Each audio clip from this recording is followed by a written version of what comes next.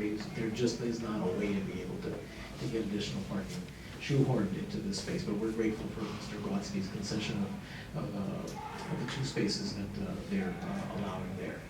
So I'm going to move that Advisory Neighborhood Commission 6E support the BZA application for 1612, 1616 7th Street Northwest, and as well as supporting the historic preservation case for this location. And we communicate the support both to the Historic Preservation Review Board and the Board of Zoning Adjustment in the District of Columbia. And I would ask for a second. A second. It's been properly moved and seconded. Any discussion on the part of the commission? Hearing none, all in favor signify by saying aye. Aye. Is that unanimous? Yep. Thank you very much.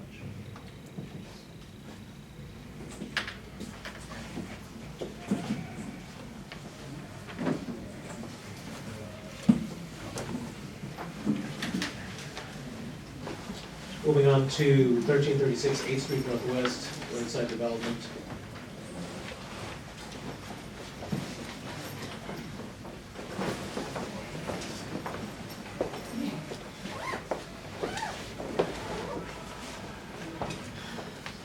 Good evening. My name is Richard Blake with Roadside Development. I'm here today with Joe Bailey and Susan Linsky. Good to see you all again today. We are not at the beginning stages, but somewhat at the beginning of our journey for 8th and O. We have filed with HPRB. We've met with your subcommittee last week, and we have been working with staff with the Office of Planning. And we are hoping to have a June 2nd hearing. So we want to come to you all way in advance and hopefully get your support. Joe's going to walk you through the building, but before he does so, one of the things that we wanted you to understand is this is about 13,000 feet of land. So we're going to be looking for a waiver for PUD. We are looking at roughly about 6.3 FAR and 94.5 feet of total height. But it is broken up into 3 different forms. So while the site, while our vision is not to replicate all the things we did across the street at City Market, but actually to build something that has a little bit of a collection of buildings as opposed to one single building. So through with our partners, Dante Partners and SBA, we've worked out its design to come down to 8th Street to the townhouses or the row houses that are existing on 8th Street and kind of respect their height. And then as you get closer to O, we elevate, and then as we get closer to other neighbor who is the church, that is actually, we're maximizing the height coming back up. So where O Street, pretty much everything at City Market O is at that 90, except for our elevation on 9th Street, which we dropped down. Here, we wanted to break up the forms into multiple forms. So it looks like a collection of buildings as opposed to one single mass. And you want to walk them through. The other thing is to note is our color schemes are a little bit more earth tone. We're using a bronze brick for the townhouses and metal that's a little bit warmer than the iron spot brick we've used in the past. And we're also incorporating a lighter color in the large form in the back, and then a little bit more of a brown tonish on the brick towards O Street when we spin around. All the row houses or the townhouses will have walk-up stoops like you would normally see with gardens in the front, the break-up, and then our retail volume is all oriented to O Street. Kind of putting the cameras on the exterior of the property. We are. We've added, I walked the site the other day, we were adding 27 cameras to City Market. We actually, I take that back, I think we added another one. We're now also going to shoot out over to the playground, the tot lot, where the water park is. So we are putting cameras not only on our high roof at City Market, we're also putting it out on the poles on the street. And we're all part of Capitol Shield. And so they're all going to be monitored by Castle and in coordination with the police. So yes, and we are shooting, we promised the community we would actually immediately start shooting this parking lot. before construction starts. So we have, I think, 4 cameras aimed here. One is actually on a pole in the lot, temporarily, we put up, and those are all getting installed now. So probably within the next 30 days, they'll all be installed and live. Yes, we will then turn around on this one, and then put cameras facing back towards across 8th Street and back over Rose Street. So this property is in Commissioner Wiggins' single district, but I can report that the zoning and planning commission committee heard the presentation last week and voted to recommend the commission's support of the concept and plans for historic preservation program. Would you like to make a motion as well? I move the AC60 support for this applicant's current plan for this project. And we communicate that support to the historic preservation board. And second. Any further discussion on the part of the commission? Hearing none, all in favor, signify by saying aye. Aye. That's unanimous. Thank you very much. Thank you very much. Moving on to ABRA matters, we have 2 renewals. Did you have something? Issue. Yes.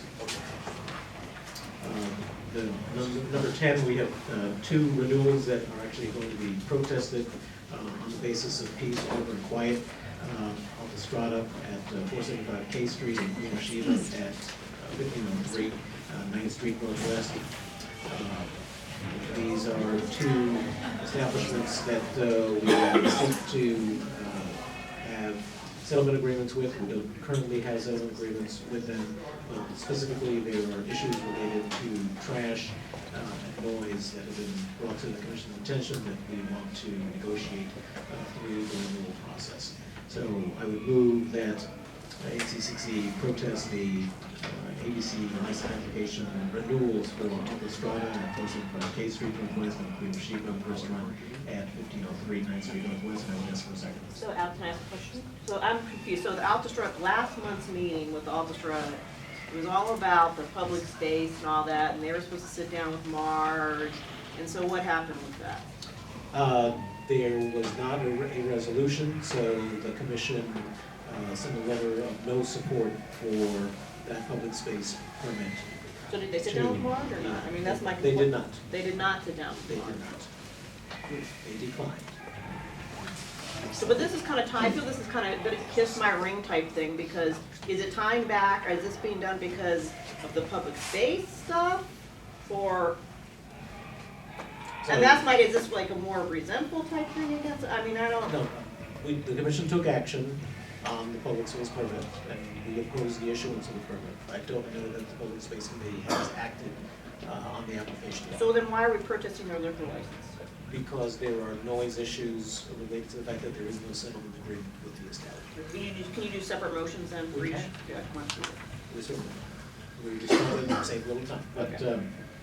so we'll make 2 separate motions. One, that Advisory Neighborhood Commission 6E protest the liquor license renewal for Autostrada at 475 K Street Northwest, and communicate that protest to the ABC board and the Alcoholic Beverage Regulatory Administration. And I would ask for a second. I'll second. It's been properly moved and seconded. Any further discussion?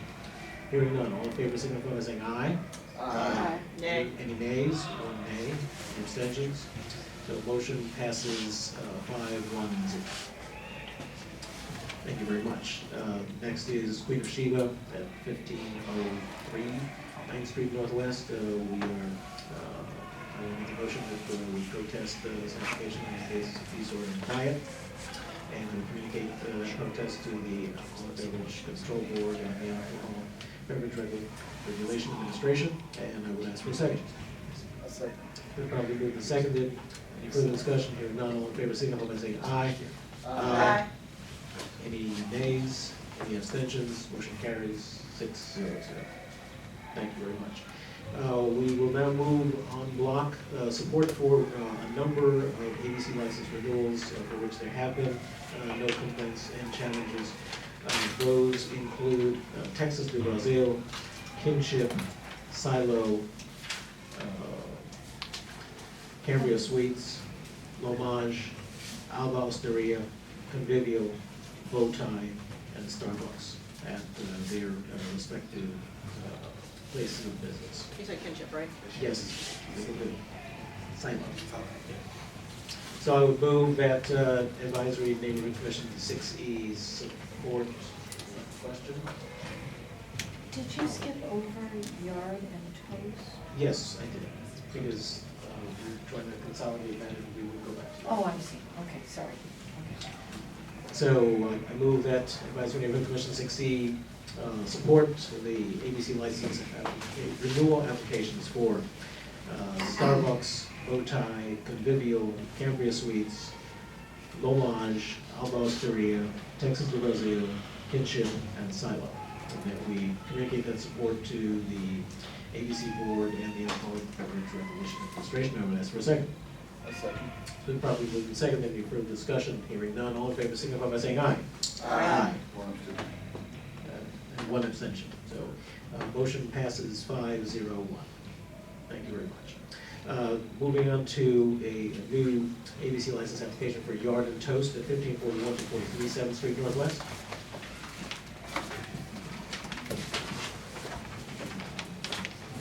Good evening. My name is Rosemary Salguero, and this is Gary Coates, and Halima in the back is also the owner. We are applying for a CT license at 1541 T Street. It is 7th Street between P and Q. And it is a concept where there are two concepts in one. Yard is a lounge serving international cuisine and chips. And this toast is a breakfast, all-day breakfast concept for the neighborhood starting at 7 a.m. There's also a rooftop with 66 people. We have outreach with the Central Shaw Neighborhood Commission and also with the commission here, and we'll be hosting neighborhood meetings in the next few weeks in order to get more feedback, but we wanted to come and present at this time. The ANC, as far as I know, is intending to protest as Central Shaw has protested in order for us to move forward on a settlement agreement that's amenable to the neighborhood. But we're here to answer any questions you may have about the concept and voice any opinions. Could you bring samples? I'm starving. Working on the menu at the moment, but for the next ANC, we will certainly do so. So this establishment will be located in Commissioner Chapel's Cinema District. Oh, okay. Yeah, I did meet with the proprietors, and we have, as I have informed them, that I would want to get the community more involved in the planning, or get them more informed about the planning and the plans of the proprietors, especially considering you are seeking a rooftop deck and would have 66 people on that deck. And I would like to have an opportunity to reach out to the community and the neighbors and have a meeting, which we are planning to do in the next couple of weeks. So we can get their concerns before you, and they can be more informed about the plans that you have. So for that reason, I'm going to move that we protest their application at this time, and hopefully we can work out an agreement where we can be supportive of your application. And I would say that both the owners, Gary is a resident in the neighborhood and has been a longstanding member of the community, and Halima is also a business owner, has been here for over 10 years, so has been serving the neighborhood for a long time and understands, the concerns of the neighbors as it transitions. So they want to be good neighbors, want to not cause any issues, and hopefully have a breakfast location you guys can come at and have a good meal. So friendly amendment, and then I'll second the motion. The requirements are that the basis of the protest be on the grounds of peace, order, and quiet. So I do second the motion. I will report that the ABC License Committee did recommend that we do protest. There were just a couple of items that are outstanding and would be subject to a settlement agreement. That would be a restriction on the hours of operation on the rooftop and the types of entertainment that may be offered. So those are the matters that will be subject of the volunteer agreement, and then of course any concerns that may be raised at that community meeting. And you communicate our protest to And we will obviously communicate the protest to Amber and the ABC board.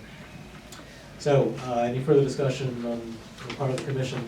Hearing none, all in favor, signify by saying aye. Aye. That's unanimous, thank you very much, that's 6-0. Thank you.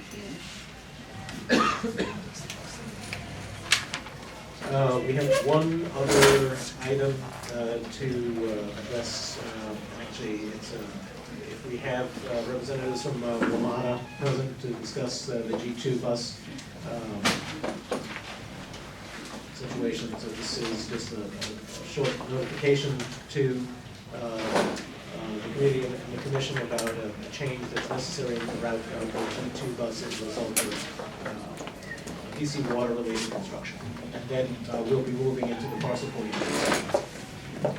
Hi, good evening. My name's Ann Chisholm. I'm with the Metro's Government Relations Office. I'm assigned to the District of Columbia. This evening, I wanted to talk to you about a detour that will impact the G2 bus because of the DC Water Project. With me tonight is Christine Marsh, who works in our bus planning department, who will talk to you a little bit about what that detour would involve. Thanks, Dan. Thanks, everyone. Just to be real brief and provide some information that you can follow up with me later if you have any additional questions.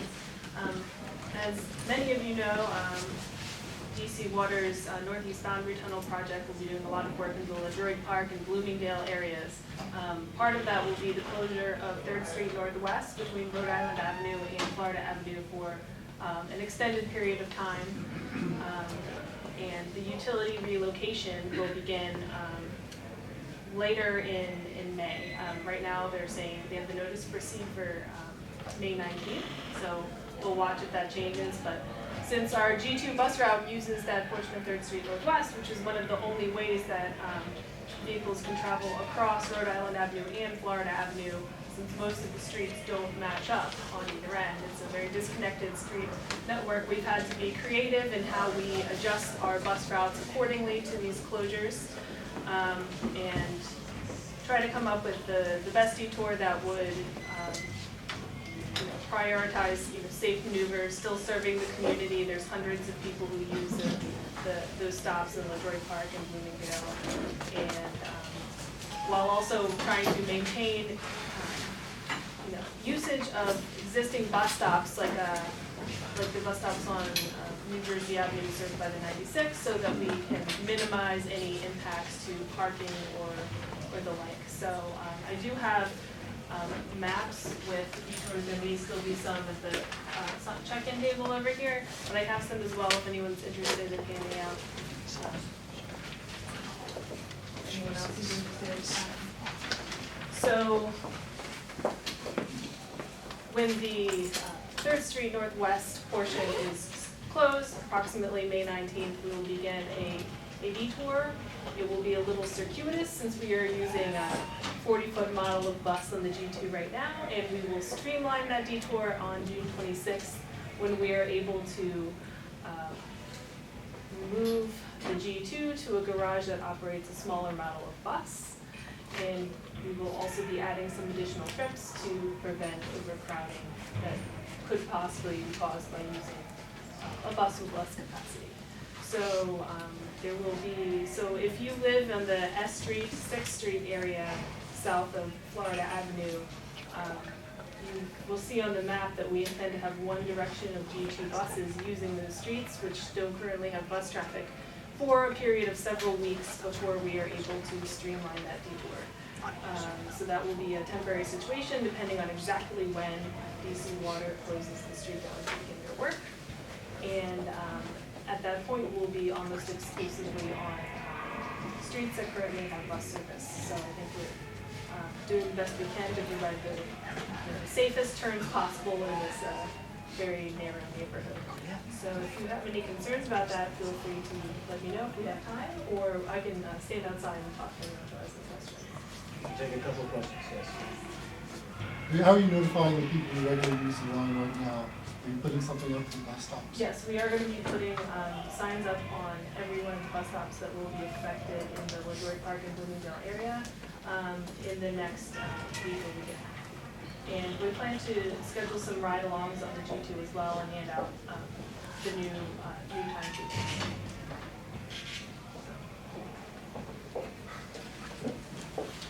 Thank you very much. Obviously, the G2 is a very popular route and an important part of linking our neighborhood to different parts of the city, so we're eager to make sure that this transition goes as smoothly as possible. Thank you for coming out this afternoon. So now we move on to parcel 42. Most of you are aware that there's a city-owned parcel at the northeast corner of 7th and 4th Streets Northwest that in the past has been home to Manhattan Auto before the 1968 riots. In recent decades was home to the Shoah Health Clinic, and then most recently has been a vacant lot where there was a summer-long housing protest by One DC. This is, not mistaken, the fourth time that the District of Columbia government has RFP'd this particular site, and we're hoping that this time it's going to stick. We have 5 competing teams that have submitted proposals for the redevelopment of the site. There was a 6th team that they have withdrawn their proposal. And what we propose to do this evening is to have 5-minute presentations from each of these developer teams. We're going to take them in reverse alphabetical order, since we took them in alphabetical order at the Zoning and Planning Committee meeting last Thursday. We will have opportunity for a few questions. Then we will have the committee's report to the commission will deliberate, and we will see if there is a consensus on doing 2 things. One, ranking of the 5 projects that are being presented to us from 1st to 5th, and then also to provide comments to the Deputy Mayor for Planning and Economic Development related to the specific items that were included in our RFP priorities that were developed in consultation with the community. So, that being said, we'll begin with the team led by the Mankiti Group.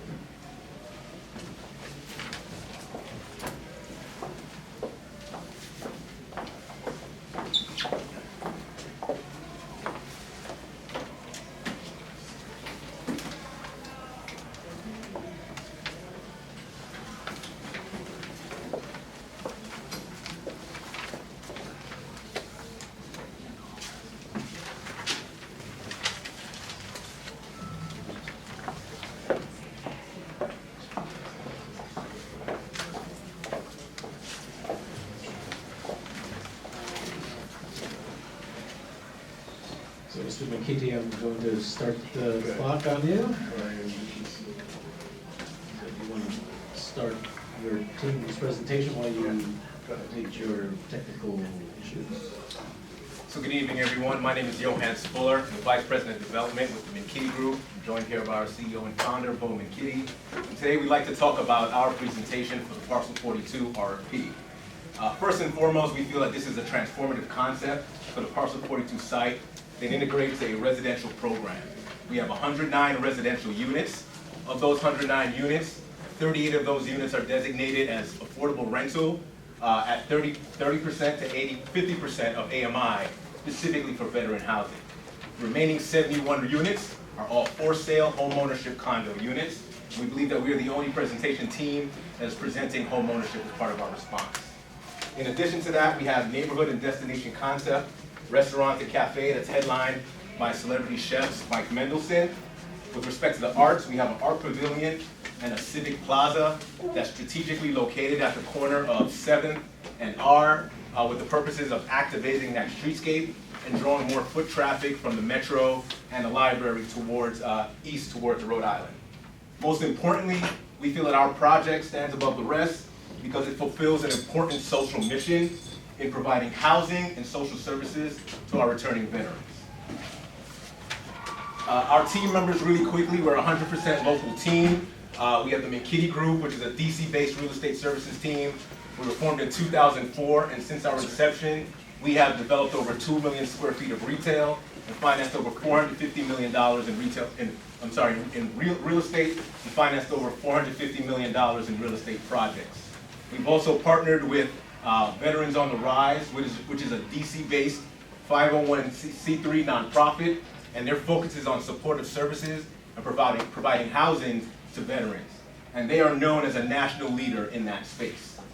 When we were envisioning the programming, we really looked at celebrating Shaw's history and culture. And our project is designed with the intent of acknowledging the neighborhood's military history and harkening back to its time as the Black Broadway. With this inspiration, we've designed elements to activate the streetscape, establish a gateway at 7th and Rhode Island, and also the installation of art as a pavilion.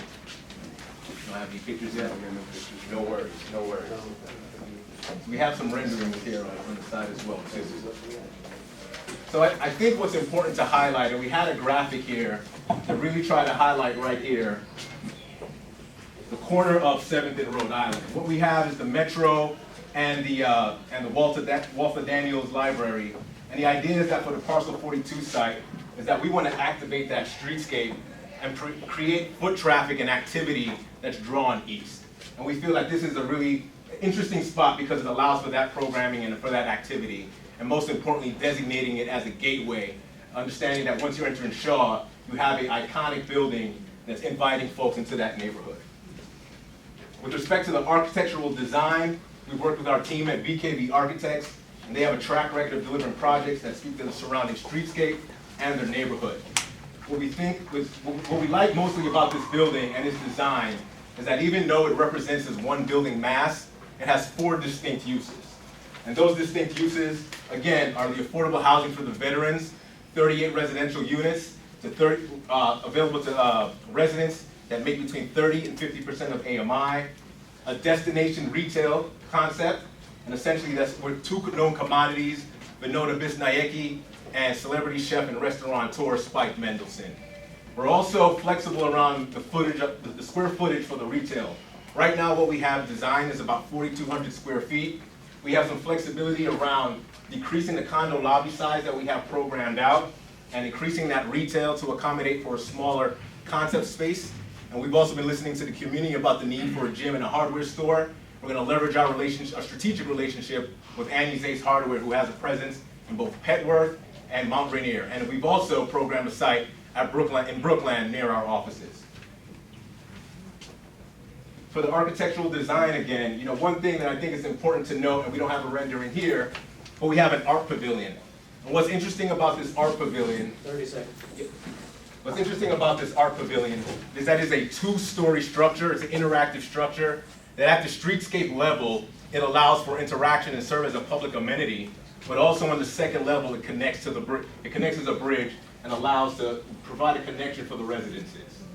So to really highlight, really what we think is important about this project is we deliver a social mission, we provide for-sale housing, and most importantly, we provide services and support services and job opportunities for our returning veterans. Thank you for your time.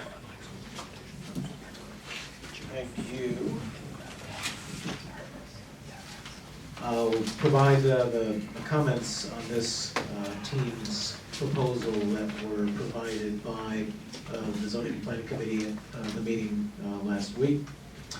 Strengths were the proposed art park, inclusion of for-sale units, condos, creation of jobs for veterans, and what were apparently larger parking spaces than the other proposals.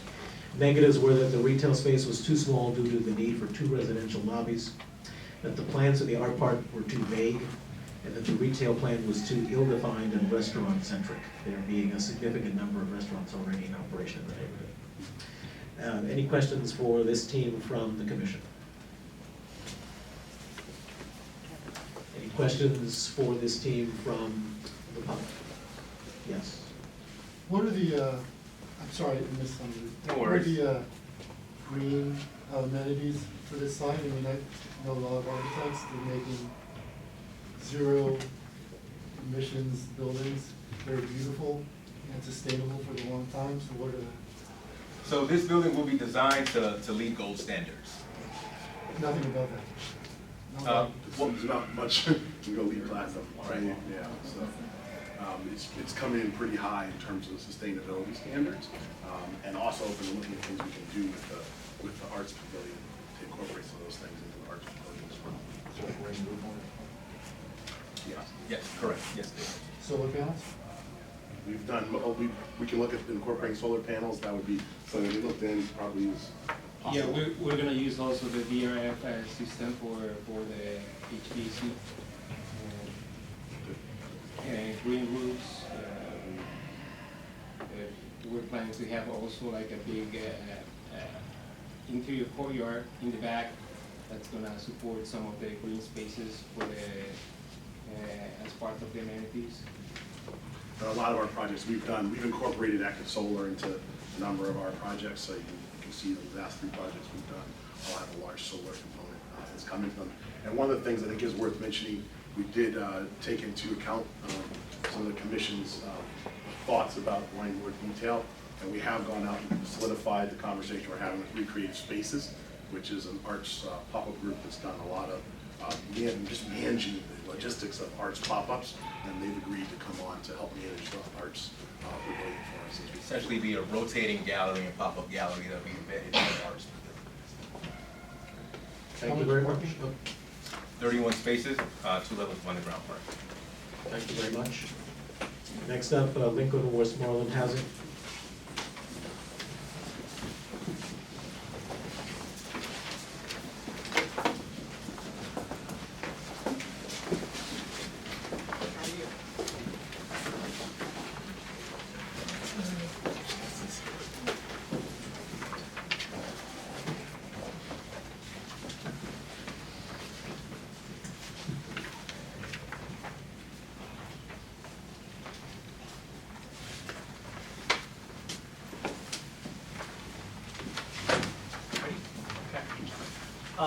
Good evening, my name is John Welsh, and I am with AHC.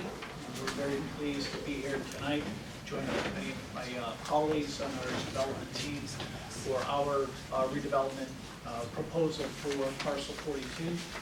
And let me tell you